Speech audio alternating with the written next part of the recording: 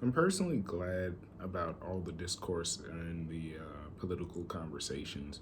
And I think a lot of people are awaking and coming into a realization, or at least I hope that it's moving towards a good portion of people recognizing that being politically active is important, but also not getting swept up into the personality contest, the moral high ground, this superiority, to actually genuinely um, be in the realm of politics and understanding that yes, popularity, fame, monetary gain, position, that these are all important and included, as well as racism, discrimination, and grifting. Like all of these things are essential parts of having conversations uh, in the realm of politics. But to also be aware that you can be susceptible to brainwashing or entering cult like mindsets. Um, that's the real issue that I have.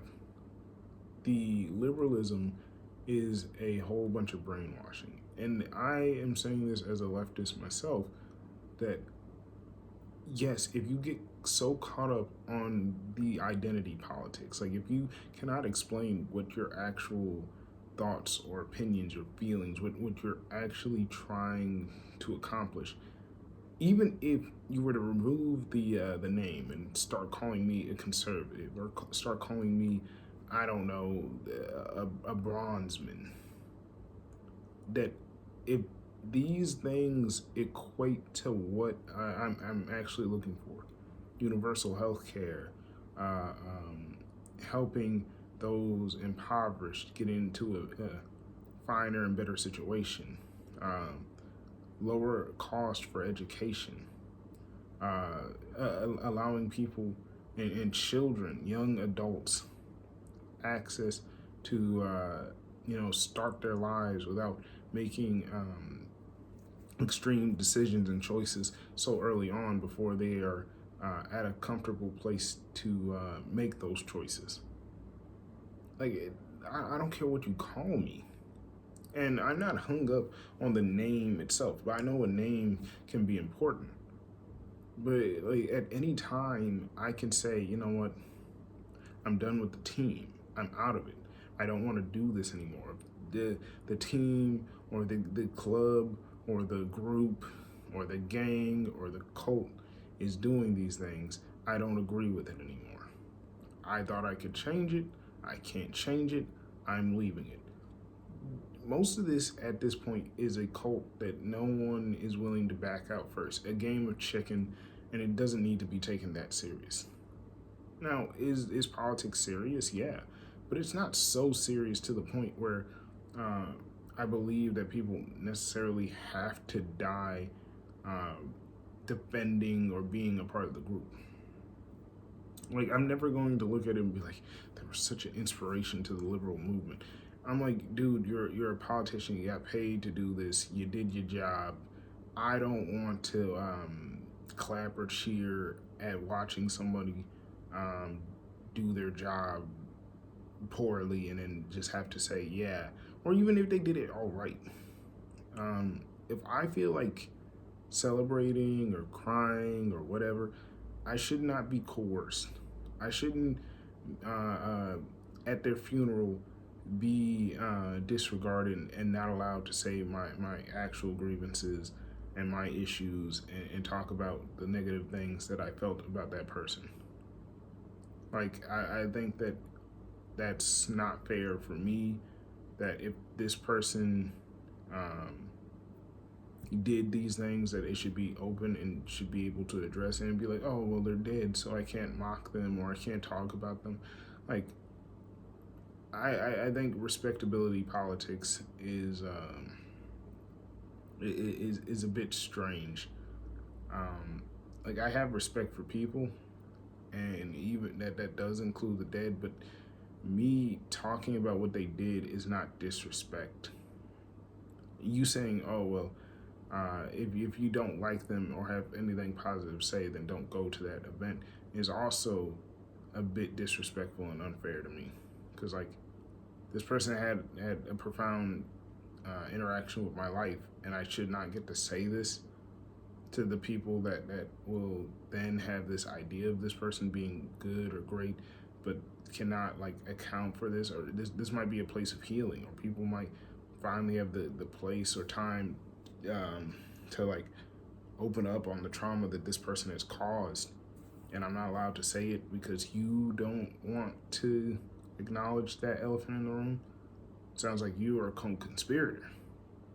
Identity politics is troublesome, is bad. I won't say bad because who am I to define something good or bad? But it's just, I think it's down to a point of just like you're just in a cult. You're in a cult, and even those that are like, oh yeah, haha, it's a cult, it's a cult, it's a cult. Like laughing that it's a cult does not make you any less into the cult.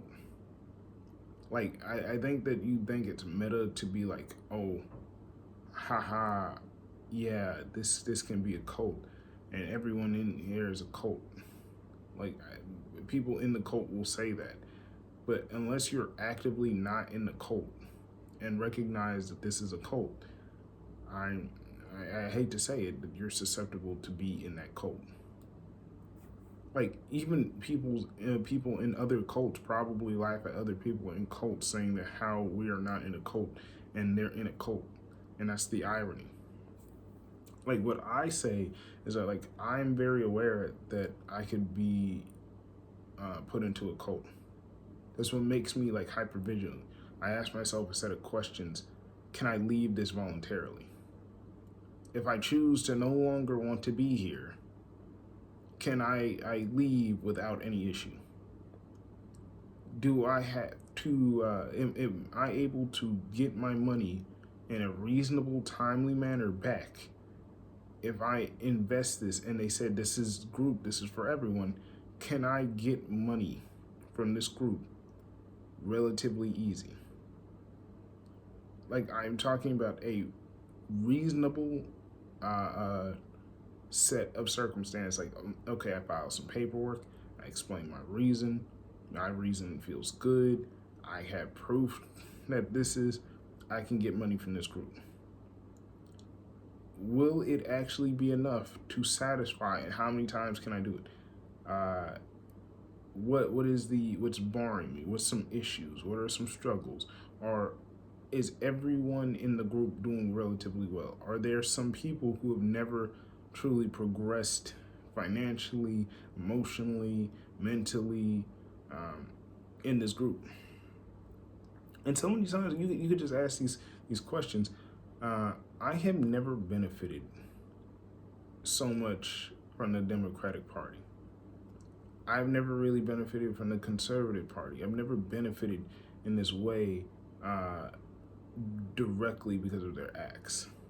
It was always kind of more of an indirect way, where laws were made or passed not because they were doing the right thing, but because they knew that if the people protesting are actually, were angry, like let's say the civil rights or black protesting groups or LGBTQ, then they don't get to be on top of it and regulate it. They want to regulate it. So when you fight so hard and then they say, okay, fine, we'll do it. They get to set their own precedents. And sometimes they say, okay, well, we're going to cut this down and this down and this down. Here you go. It's like, it's much more neutered than what you originally had, but you're like, oh, well, I guess it's okay. That's every group ever. Like and I'm not saying don't ever do that, because like honestly, sometimes you are very tired and people are not at a place where they want to continue to fight. But there's also like a understanding that, hey, we're going to continue this, like small steps. We're going to set some precedents, but we're going to have to continue, and other people will have to be acknowledged as well. But like that's not my job. It's not my job to acknowledge the others so much as to just try to secure our own. And by trying to secure our own, they have the avenue to secure their own. Like movements can just be separate. They don't have to be just one big movement. And I'm like, when I tell people that, I'm like, I'm not going against or like bashing any other group. I'm saying that if I notice that you're trying to do um, one big group where it's like Hispanic, Asian, Black, LGBTQ, I'm not going to join because I feel like there's no way that there's a fine amount of leadership, trusted leadership that can handle all of these groups' different needs and different specifications. There's no way. There's not and it's like if you're mad at me for saying, "Hey, I don't think that you can handle all of that," and the outrage is again, I've never actually had this conversation, so this is a hypothetical outrage, but I have had people where I've seen a bit of a pushback, where it seemed like I that I'm not down for the protest or the movement. I'll admit, I'll tell people I'm not down for the protest because like I don't want to go and protest for nothing to happen. I don't like protesting.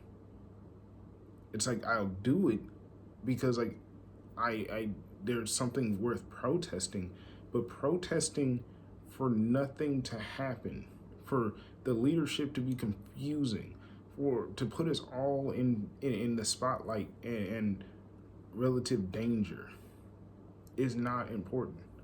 It's um I personally have never agreed, and this is kind of jumping, but I've never agreed with black people that are like, oh, let's sit this one out.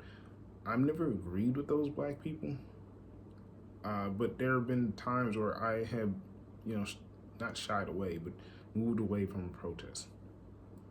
The black people that say, oh, I'm sitting this out, I don't trust them. Those are black people that are doing their own thing. They're not, we're not a monolith. They always trying to like, hey, black people, let's sit this one out. Like we ain't no group. I've never heard you like if we sitting it out. When you gonna give me my funds? Like when you gonna give me some money? Like why are you always grifting? Why are you always adding us? Like we. What protest you been? I don't see you. It's like I see you posting. I see you on TikTok. I see you on YouTube. But I don't see you actually doing anything worth. So I don't know who we. That's us sit out. Like you're not part of this group. Like you're not part of my group at least.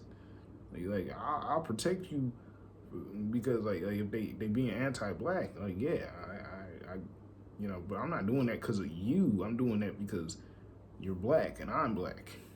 So you're not helping me. Uh, I don't like those people. But if I said, am I going to a protest, and specifically the Palestinian protest, and I say this directly with love, I cannot go. Because like I'm so misinformed that I'm genuinely burnt out. That I'm like, I sometimes like realize that I'm going to be doing more damage than I am any good. I can't defend. No, it's not like I want them to be free. I don't want them to be persecuted. I don't want any harm. But I've gotten to a point where I realize that some things that I'm saying are not from trusted sources, and I don't know who trusted sources are.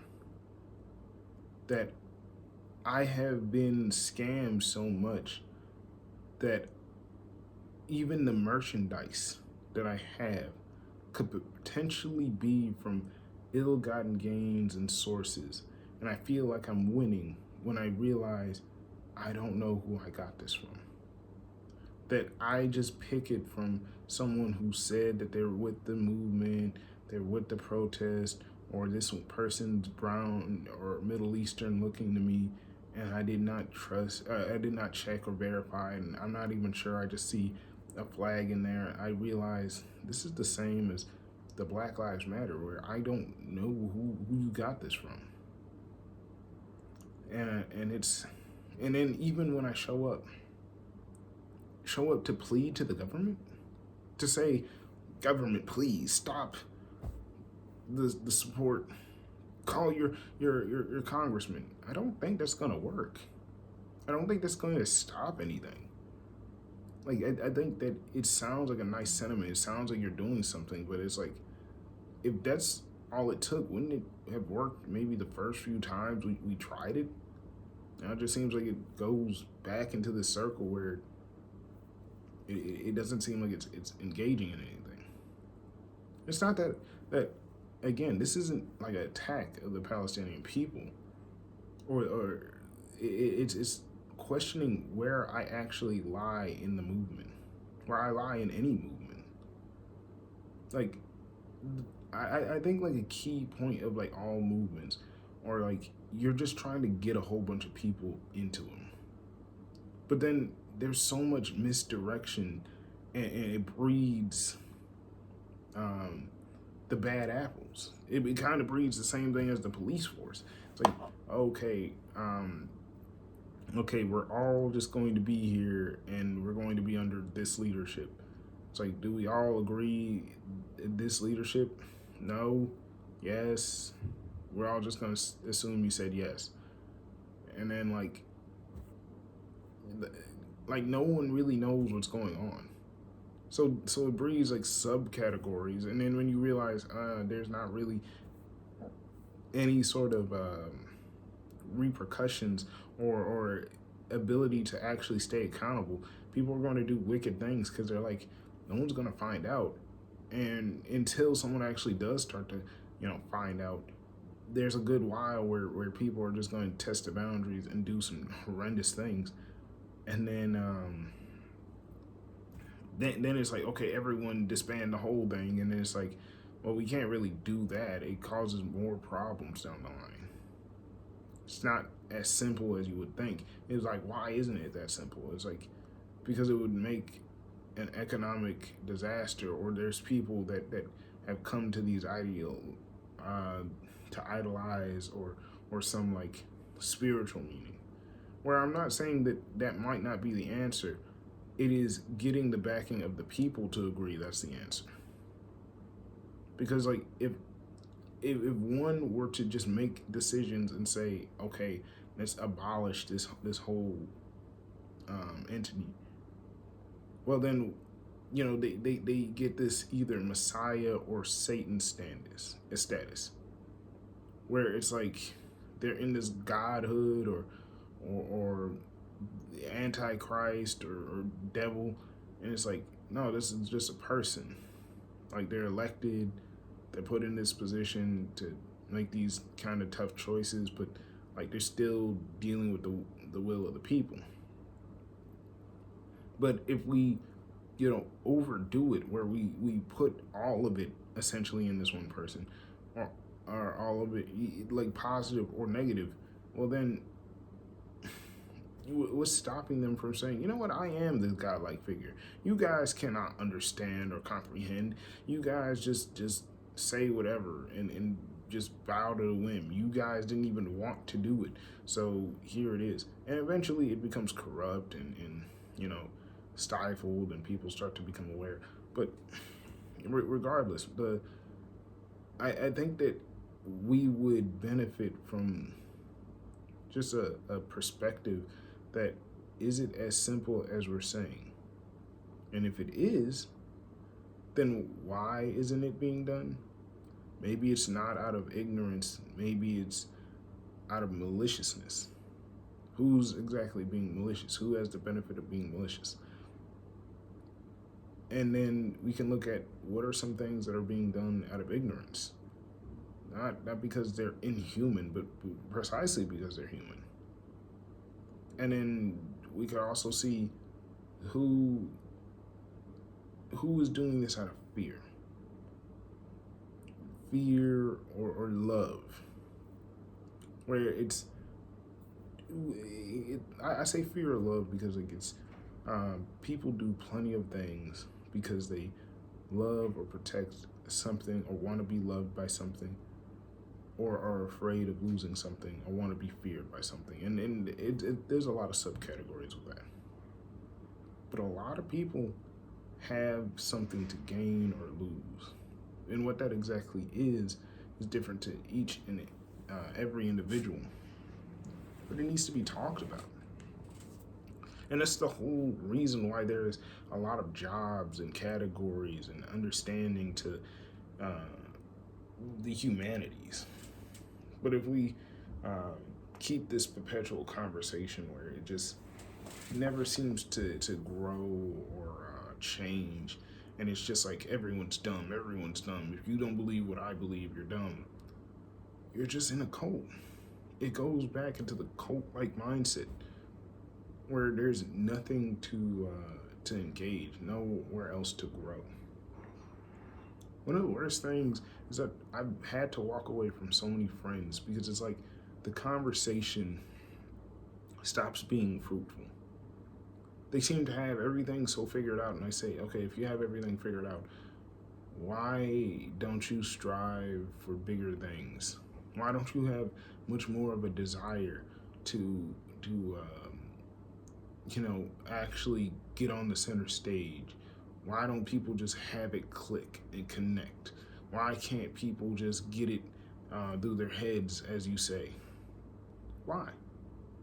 You said it's the truth that you think that everyone's a liar or someone's so inherently evil that they can hear the truth and not come to a decision or conclusion that counteracts yours. If you are so right then and everyone's so stupid, how do you make people more intelligent? How do you educate those people? You come up with that solution. Shouldn't it drive you to like, okay, I got the solution. How do I produce the solution? Do I say it in their language?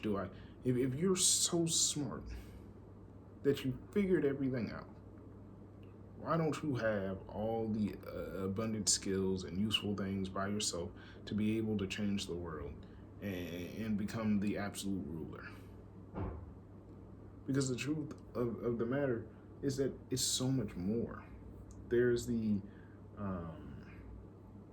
portion of education, of language. There's a language barrier. There's there's an age barrier. There's a mental illness factor. But there's so many things that make this not so easy. But they don't seem like, at least with my friend, this friend specifically, there were so many things that were left out, so many things not answered, that were boiled down to the so simple, everyone's just dumb, that it said, I don't agree with you. Am I dumb now? If you can't answer these questions, or you can answer these questions, then either way, I don't think I should be around you. Because if I'm dumb, I shouldn't be around you. If I'm, what's it called? If I'm not dumb, then, and you don't seem to change your answer, then I shouldn't be around you.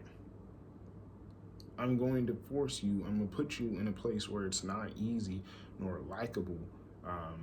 Come up with more than one. Like, you're going to have to come up with a better solution, a better answer.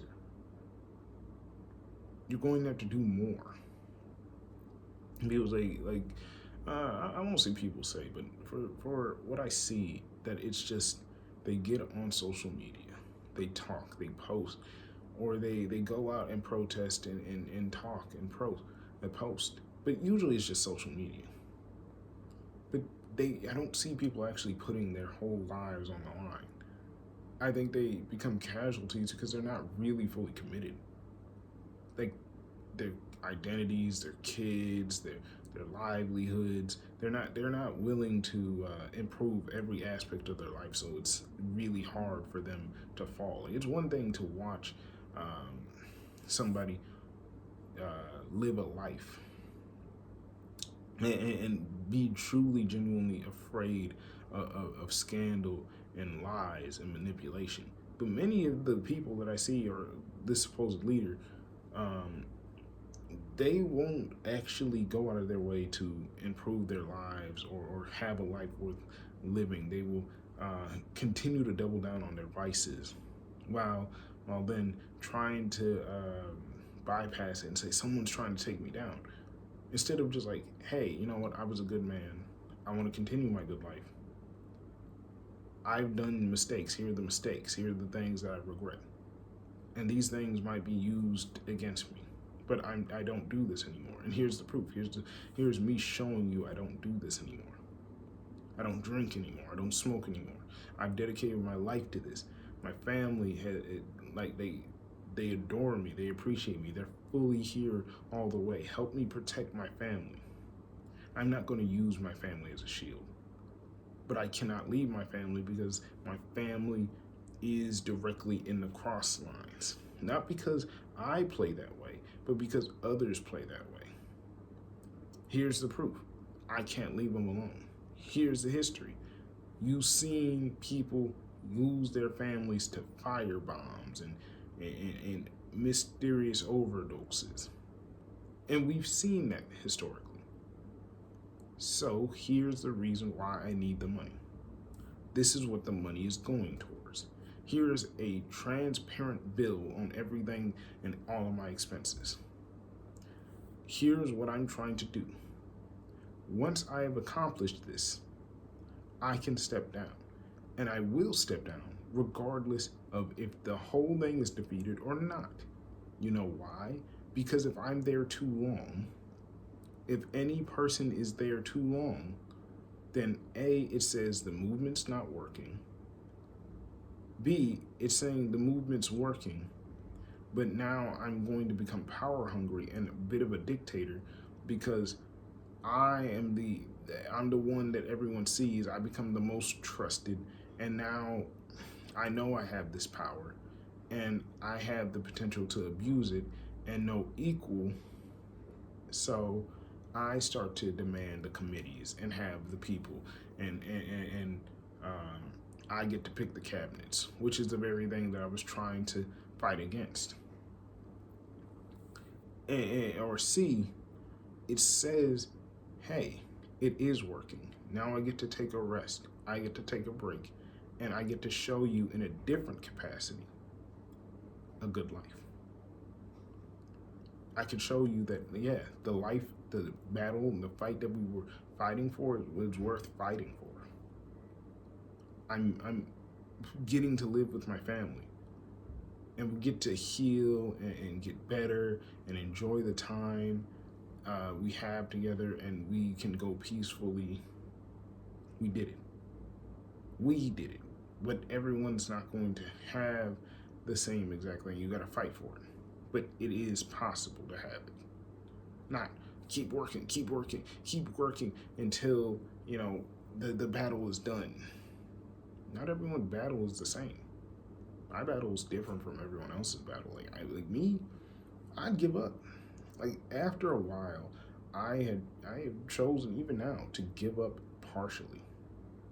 I stopped taking it so serious, where I had to convince myself that I was this chosen one, that I was the savior, that everyone needed to follow my lead. Like I began to realize that some of my advice, even to good people, is not going to be effective. The benefits that they have aren't the same. Like some people, I'll admit it, even with the white diaspora, there are some people that are going to have a different fight that I'm not going to be able to tell them how it's going to go. Not even with the white diaspora. To be honest with you, I have some semblance. When I'm talking about the Hispanic, the Asian, even the Middle Eastern and Palestinian specific, there are some conversations that I truly had with myself and recognized that this is way out of my realm. Like, there are a lot of similarities, and where the similarities are, I could talk about it. But I never have seen a modern day genocide and understood, not in that way, not done very directly in my face. I've never had to live through that in that way. That's a different pain. It's something that I can't express. I can only sympathize. There's some elements that I understand with like the black struggles, imprisonments, um, mass incarceration, gang warfare, racial slurs, abuse. Like some things I think that we'll get, and others we won't. The same with I won't say the same, but I don't know how to quell the anti-blackness in the Hispanic and Asian communities. I I don't know. I don't know what it's like to not be, not have to face white supremacy, knowing that it's like, hey, I'm actually doing pretty good in white supremacy in terms like I'm second place, third place, or whatever. How do I, you know, deal with that? That I'm close to second place, but I gotta walk away from the riches that I'm doing comfortable, and I shouldn't partake in it. There's some conversations that I had to have with my girlfriend where I said like, hey, I seen some interracial couples and they seemed very nice and very happy, but they were doing some racist things and not realizing it, but they both seemed happy. But I was telling them, hey, that relationship. I was telling my girlfriend that relationship's going to fail, and you're going to have to realize that that's doomed to fail. This is why, and not saying that you won't be happy or you couldn't find happiness together, but some are going to have to break this relationship before it breaks them, or else they're going to have to just deal with it. And that's a tough conversation where it's like, oh, I've been doing this, I have to acknowledge this, and I don't know how that feels. Like I have me personally, I have some similarities, but some people are going to have to recognize like, what does it feel like having an interracial baby or a child?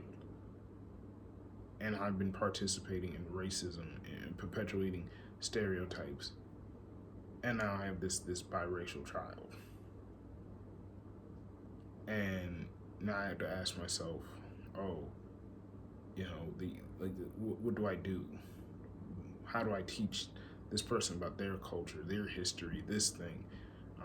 Have I really been doing all the things? And some people are going to find that they're subpar, that actually do the work, that really actually do the work, not the ones that say, "Oh, I thought about this," and then just done, but continue ask themselves to recognize like you might be an okay mother in the sense of being there for your child, but as a as someone caring for the identities, especially the black identities, you might be very subpar, very lackluster. All this just to be said is like there's so many things that um, might seem like I'm doing slights or being bad at, but I get it from like Simone de Beauvoir, and I say it's like you can't free yourself without or you can't free others without freeing yourself first. And too many times there's a intersectionality where it's like you want it all to just work. It's like, oh, if you just lift this line, I could be free. And it's like that person is like, I'm not focused on you. I'm focused on me. You got to lift your own mind. It's like it's not even that big a deal. It's just, and they're not doing it. It's realizing that really isn't their prerogative, and they have something that is probably facing them. That it is not taking away anything, acknowledging that the Palestinian movement exists, but to say like a lot of black people, and there's this huge amount of rhetoric that goes into black communities, and I think it's because of the years of abuse and the inability to access the right health care and mental health care and all of that, where you're not um, being pro-black, you're being anti anything else. You're directly going out of your way to see another movement and to see them, in a worse position or in a bad position, and taking slights and saying you weren't there for us, you weren't there for us, and we finally get a voice where we can say people weren't there for us, and we're saying, see, this new movement popped up and it's taking spotlight away from us, and I'm tired of it. It's not empowering. It's sad that that's the time that people let you have a voice, and the first time you have a voice, it is to beat on someone in a similar position, in a worse position, in a newer position. I don't know what to say.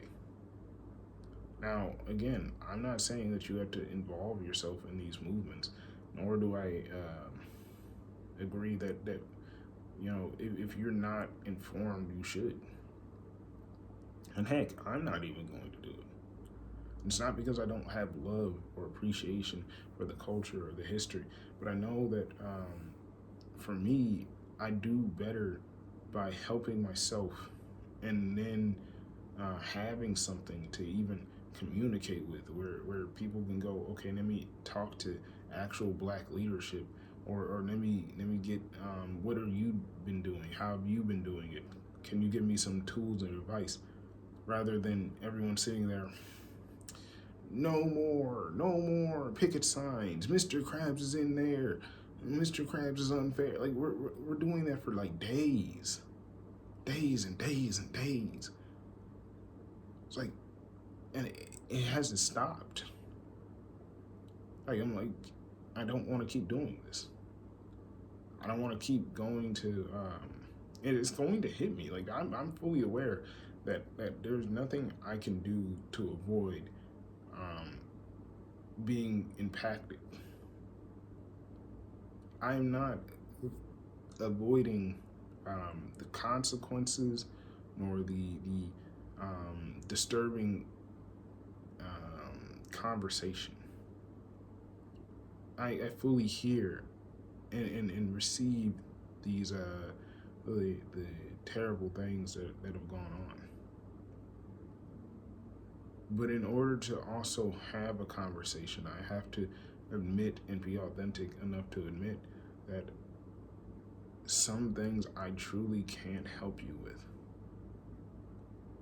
Like, how much does $1 really cost?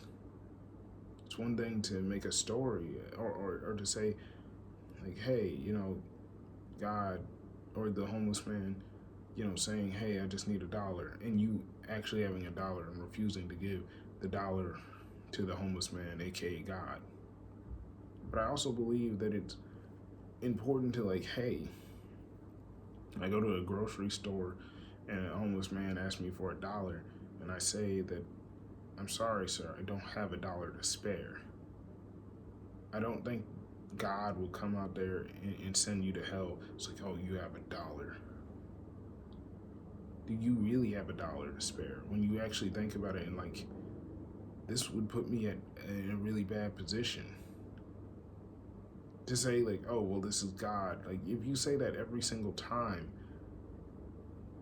and these are humans, then one day when you're right, that dollar did make or break you, and now you don't have enough.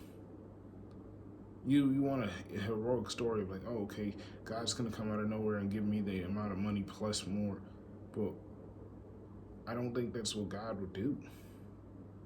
It's like you did have the ability, and if you paid attention to yourself as well as others and understood what you had and what you didn't, you could have like, okay, I don't have a dollar now, but I might have a dollar for you later. I gotta focus on eating and fueling myself, but I can come back and I can make a world that would never allow you or anyone else to be homeless. I'm sorry I can't help you now, but it's not that I'm avoiding helping you at all. That I think that you perceive it as this is the only way to protect people. But that goes back into this elitism, this know-it-all behavior where you think that you are the only one, that you have all the answers, that you know how this is going to go. And then there's that cult. I realize that I don't have all the answers, and I'm ending it soon. I know I've been yapping for a while. I know I don't have all the answers. It is something that has occurred to me time and time again that I really wish I did, or I really wish that I knew what the right course of action was to get everyone to get everything that they would want. Everyone could sing Kumbaya and be happy. But even if I did, it might not be in the timely manner that I expect it to be. It's not going to be a snap of the fingers. I don't even know if it's going to be my entire lifetime. But continuing to do the same thing over and over again, expecting it to be different this time, is not helpful. That if people turn and get angry at me and don't like me, then I'm fine with that. Because like I don't need people that don't acknowledge that, like, hey, you don't have to acknowledge, but seeing that I'm truly thinking and coming to these conclusions. Here's my evidence. Like, you don't have to like it, and you don't have to necessarily agree to respect it or acknowledge that, hey, I came to a conclusion. This is how I came to the conclusion. Show me a different way. If my way is not good, or present to me that I like see, acknowledge that I'm like, hey, I'm willing to receive you. I'm willing to take time and listen to you. But I think too many things are a rush job. And as the words of SpongeBob SquarePants, you gotta make time. I can't rush out there and do it again and put my name in the watch list, the NSA, the TSA, the everybody, and to be honest with you, some of them have fine enough reason. Like it's hard to disagree when you see a lot of people saying very extreme things. I'm not in this mass surveillance. Like I'm not. I love Big Brother, but I also say this: like you give them reasons. Yeah, it's like you're lining yourself up. You're making deals with the devil, and then coming to me is like, oh, I figured out the secret. I was like, yeah, I know you figured out the secret. You sold your soul to then figure out how they have been using the devil to do this, but now I can't trust you. You're compromised. It's like I can't justify it. I can't work with this. It's very obvious that you made a shady deal to uncover their shady deal. You can't cover your hands in blood to discover how they covered their hands in blood and be like, well, they had more blood than I do. And I'm going to say that 1 or 1,000, these bodies are still on your hands as well as theirs. You will be labeled a killer just like them because that's what you had done. There's not a but. Because if you did it once, you'll do it again. You've shown your willingness. You showing this to me did not, and not only that, you put me at risk. What if I say I don't agree with you and I gotta turn you in? Well, no, you can't do that. What's stopping me from being your next victim? What's stopping anyone from being in a worse position? All of this is just to be said. All of it goes back into a level of narcissism where everyone has to feel like they're right. Or not everyone. But if you're in a place that you can't pull out, you can't come to a conclusion and truly take some time, maybe come to the proper conclusion or feel comfortable with it, where you can't question your leadership, you can't question the name, you can't change the name or rebrand, or you can't split apart, you can't grow or get resources from the movement without it demanding repayment. And the repayment is in such a aggressive interest where it becomes just as bad as the thing that you're fighting against, that it's willing to do the same tactics and you don't even know what you're trying to change it for. That's all I'm getting at. With that being said, I'm done.